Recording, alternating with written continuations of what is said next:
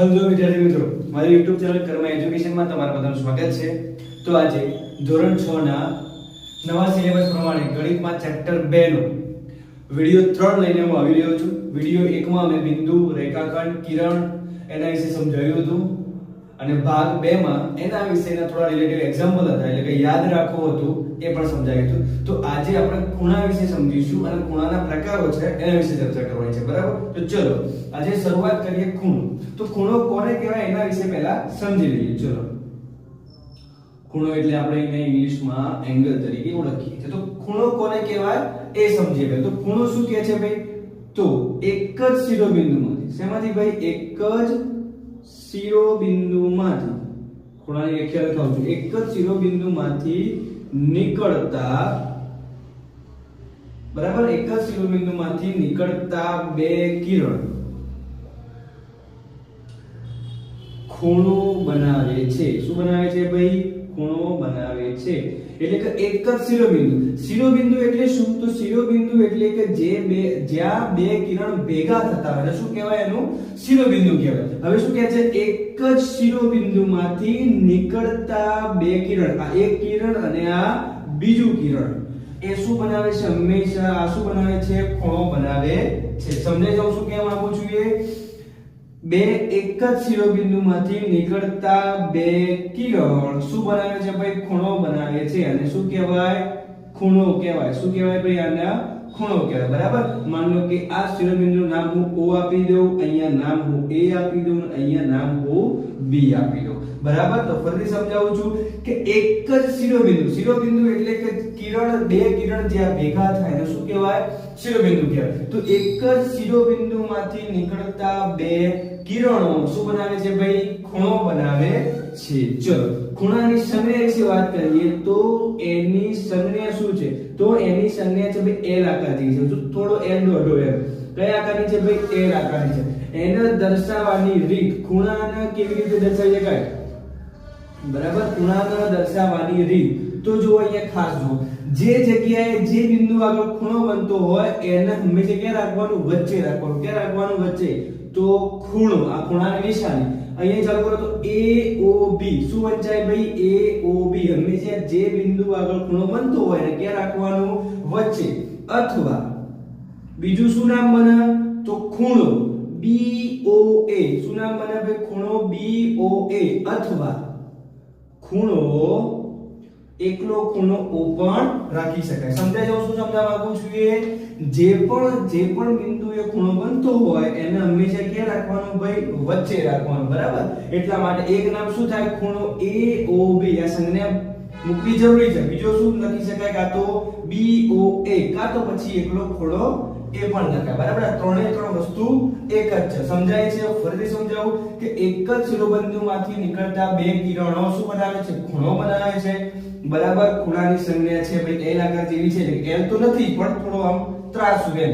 પછી દર્શાવવાની રીત તો જ્યાં બિંદુ આગળ ખૂણો બનતો હોય એને વચ્ચે રાખવાનો, એટલે કે AOB, ખૂણો AOB, કાં તો ખૂણો BOA અથવા ખૂણો O. સમજાય છે? આનો ઉપયોગ ઓછો થશે, આ બંને આપણે વધારે ઉપયોગ કરીશું. સમજાય છે?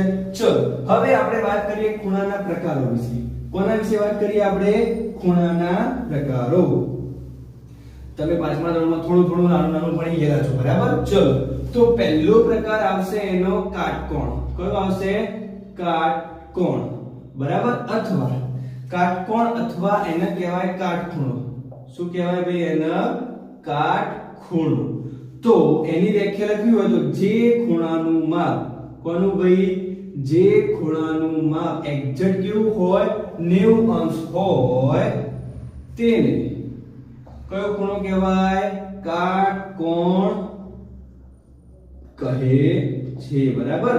શું સમજાવવા માંગુ છું અહીંયા? જે ખૂણાનું માપ કેવું હોય ભાઈ? એક્ઝેક્ટ 90 અંશ હોય એને કયો ખૂણો કહે છે? કાટકોણ કહે છે. પણ કાટકોણ દોરવું હોય તો એક્ઝેક્ટ L. શું ભાઈ? કાટકોણ દોરવું હોય તો એક્ઝેક્ટ L, બરાબર? આ કેટલા ડિગ્રીનો થશે? 90 ડિગ્રીનો થશે, બરાબર? માની લો કે અહીંયા હું નામ આપી દઉં A, અહીંયા નામ આપી દઉં B અને અહીંયા નામ આપી દઉં C.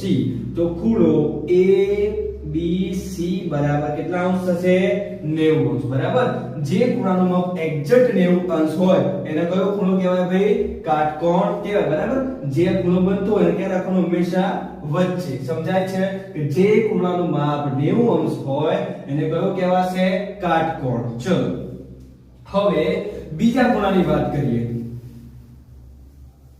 ચલો હવે બીજો ખૂણો છે લઘુકોણ કયો આવશે લઘુકોણ બરાબર ચલો તો લઘુકોણ કોને કહેવાશે જે ખૂણાનું માપ કોનું ભાઈ જે ખૂણાનું માપ કોના કરતા 90 અંશ કરતા ઓછું હોય શું હોય ભાઈ 90 અંશ કરતા ઓછું હોય તેને શું કહેવાશે લઘુકોણ શું કહેવાશે લઘુકોણ કહે છે ચલો સમજાય છે ચલો હું શું કહેવા માંગુ છું જે ખૂણાનું માપ 90 કરતા કેવું હોય ઓછું હોય એટલે કે 10 20 30 40 50 89 પણ 90 હોવું જોઈએ નહીં તો જે ખૂણાનું માપ 90 કરતા ઓછું એને શું કહેવાશે લઘુકોણ આ લઘુ ઉપરથી જ ખબર પડી જાય લઘુ એટલે કે નાનું બરાબર એટલે કે જે ખૂણાનું માપ 90 કરતા ઓછું હોય તેને કયો ખૂણો કહેવાશે ભાઈ લઘુકોણ કહે છે જેને આપણે દોરવી હોય બરાબર તો આ જે ખૂણો બને કેવો બની ગયો ભાઈ લઘુકોણ એવરેજ આયરો હશે આઈ થિંક 25 આજુબાજુ હશે બરાબર તો આ કયો બની ગયો નામ આપી દો અહીંયા લઘુકોણ કયો ખૂણો બની ગયો લઘુકોણ ખાલી સમજવા ખાતર ઉદાહરણ દીધું બરાબર શું લખાય ABC બરાબર 25 અંશ બરાબર ખાલી સમજવા માટે મેં લીધું છે ચલો સમજાઈ ગયું ભાઈ 25 કેવું છે 90 કરતા નાનું છે એટલા માટે આ ખૂણો કેવો બનશે લઘુકોણ બનશે કેવો બનશે ભાઈ લઘુકોણ બનશે ચલો ફરી સમજાય છે 90 કરતા ઓછું હોય તો શું કહેવાશે લઘુકોણ ચલો હવે વાત કરીએ આપણે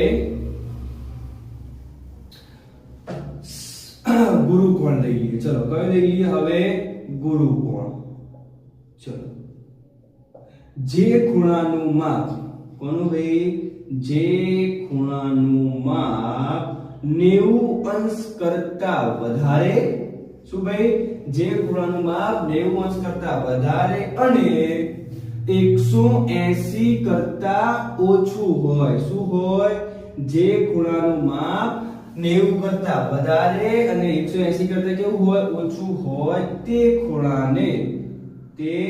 ખૂણાને કયો કહેવાશે ગુરુકોણ કહેવાય કયો કહેવાય ભાઈ ગુરુકોણ કહે છે બરાબર કે જે ખૂણાનું માપ 90 કરતા વધારે પરંતુ 180 કરતા કેવું હોય ઓછું હોય એટલે કયો ખૂણો કહેવાશે ગુરુકોણ કહેવાય બરાબર દોરવો હોય તો આવી રીતે આપણે એને દોરી શકીએ આ કયો બની ગયો ભાઈ એવરેજ 120 આજુબાજુ આ કયો બની ગયો ગુરુકોણ બની ગયો કયો બની ગયો ભાઈ આ ગુરુકોણ નામ લખવું હોય તો ABC જે આપવું હોય તેનો ખૂણો બની ગયો આ ગુરુકોણ બરાબર સમજાય છે ચલો આગળ હવે ચોથા નંબરનો લઈ લઈએ ચલો ચોથા નંબરનો આવશે એકદમ સરળ કેવો છે એકદમ સરળ તો એનું નામ પણ શું છે સરળ કોણ શું નામ છે સરળ કોણ ચલો શું કહે છે ભાઈ જે ખૂણાનું માપ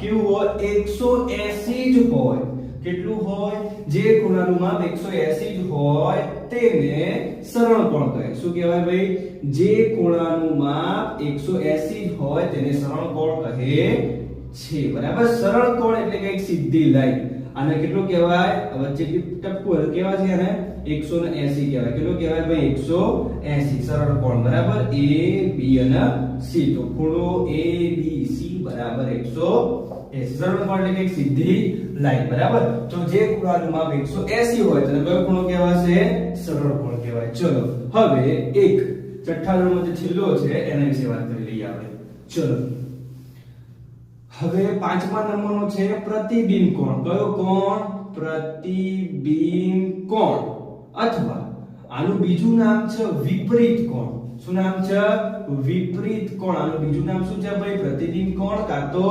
વિપરીત કોણ કોને કહેવાશે તો જે ખૂણાનું માપ કોનું ભાઈ જે ખૂણાનું માપ 180 કરતા વધારે કોના કરતા 180 કરતા વધારે અને 360 કરતા ઓછું શું ભાઈ જે ખૂણાનું માપ 180 કરતા વધારે અને 360 કરતા ઓછું હોય તેને કયો કહેવાશે?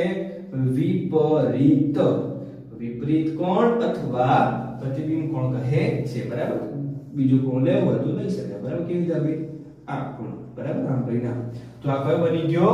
વિપરીત કોણ. જે ખૂણાનું માપ 180 કરતા વધારે 360 કરતા ઓછું હોય તો કયો ખૂણો કહેવાશે? વિપરીત કોણ કહેવાશે. ચલો હવે આગળ વાત કરીએ. હવે જે ટોપિક ભણવાનો છે એનું નામ છે લંબરેખા. શું છે ભાઈ? એ ટોપિકનું નામ છે લંબરેખા. વાત કરીએ લંબરેખા વિશે. લંબરેખા કોને કહેવાય? તો જે બે રેખા, શું કે ભાઈ? જે બે રેખા કાટખૂણે છેદે, કાટખૂણે છેદે તેને એકબીજાની લંબ રેખા કહે છે, બરાબર? શું કહેવાય ભાઈ? લંબ રેખા કહે છે. શું કે જે બે રેખા કાટખૂણે છેદે તેને એકબીજાની શું કહેવાય ભાઈ? લંબ રેખા કહે છે. સમજાય છે? ચલો લંબ રેખા કોને કહેવાય? માનો કે એક રેખા હું લઈ લઉં AB. શું લઈ લઉં? AB. અને બીજી એક્ઝેક્ટ લઈ લઉં PQ. કઈ લઈ લઉં? PQ. તો આ AB અને PQ એક્ઝેક્ટ કેટલા ખૂણે છેદે છે ભાઈ? 90 ના ખૂણે. છેદવું એટલે કે જ્યાં ભેગા થાય તો શું કહેવાય? એના છેદવું. તો બરાબર, તો આ રેખા AB અને રેખા PQ એક્ઝેક્ટ કયા ખૂણે છેદે છે? 90 ના ખૂણે. તો એટલા માટે શું કહેવાશે? કે રેખા AB લંબ રેખા PQ થાય, બરાબર? તો ચલો એની સંજ્ઞા શું છે? સંજ્ઞા વિશે વાત કરીએ તો સંજ્ઞા છે એની ઊંધોટી. શું ભાઈ? આ લંબ રેખા દર્શાવવાનું શું છે? ઊંધોટી. એટલે શું વંચાય? લંબ વંચાય. શું વંચાય ભાઈ? આને એકલું લંબ વંચાય. ચલો દર્શાવવાની રીત. તો લંબ રેખાને કઈ દર્શાવવાની રીત, બરાબર? ચલો લંબ રેખા દર્શાવી કેવી રીતે? તો AB રેખા AB લંબ રેખા PQ, બરાબર? આ બીટા પણ દર્શાવી શકાય ને PQ રેખા PQ લંબ રેખા AB પણ દર્શાવી શકાય. સમજાય? આ વચ્ચે ખાલી આ લંબ દોરવો જરૂરી છે. લંબ તો ટી કહીએ છીએ પણ શું વંચાય? લંબ.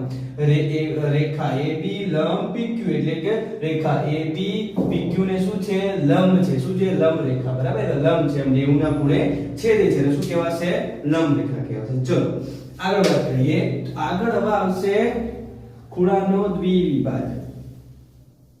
શું કહેવાય? ખૂણાનો દ્વિવિભાજક. ચલો આગળ છેલ્લો ટોપિક ખૂણાનો દ્વિવિભાજક. આના ઉપરથી જ ખબર પડી જાય દ્વિવિભાજક એટલે બે ભાગ કરવા, બરાબર? તો લખવાનું જે કિરણ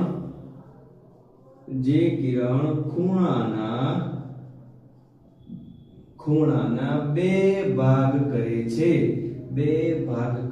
છે એને ખૂણાનો દ્વિવિભાજક કહે છે. દ્વિવિભાજક કિરણ કહેવાય. ચલો હવે શું કહે છે? જે કિરણ ખૂણાના શું કરે છે? બે ભાગમાં. એક ખૂણો આપ્યો છે આપણને, A નામ આપી દો, O નામ આપી દો, B નામ આપી દો, બરાબર? આ ખૂણો છે અને એમાંથી એક ત્રીજું કિરણ નીકળે છે જે શું કરે છે? આ ખૂણાના બે ભાગ કરે છે. શું કરે છે ભાઈ? આ ખૂણાના બે ભાગ કરે છે. એને શું કહેવાય? દ્વિવિભાજક કહેવાય. શું કહેવાય? દ્વિવિભાજક. મારે લખવું હોય તો શું લખી શકાય? તો જુઓ ખૂણો AOB નો શું ભાઈ? ખૂણો AOB નો દ્વિવિભાજક. ખૂણો AOB નો એ નામ C આપી દો. તો ખૂણો AOB નો દ્વિવિભાજક કિરણ OC છે, બરાબર? એટલે કે જે કિરણ OC છે એ શું કરે છે ભાઈ? આ AOB ખૂણાના બે ભાગમાં વિભાજિત કરે છે. એટલા માટે શું લખી શકાય? ખૂણા AOB નો દ્વિભાજક કોણ છે ભાઈ? કિરણ OC છે. એટલે કે જે આ OC કિરણ છે ખૂણા AOB ના શું કરે છે ભાઈ? બે ભાગ કરે છે. સમજાય છે? ચલો થેન્ક યુ સો મચ મારા વિડિયો જોવા માટે. જો મારો વિડિયો ગમ્યો હોય તો લાઈક, શેર અને સબસ્ક્રાઇબ કરવાનું ભૂલતા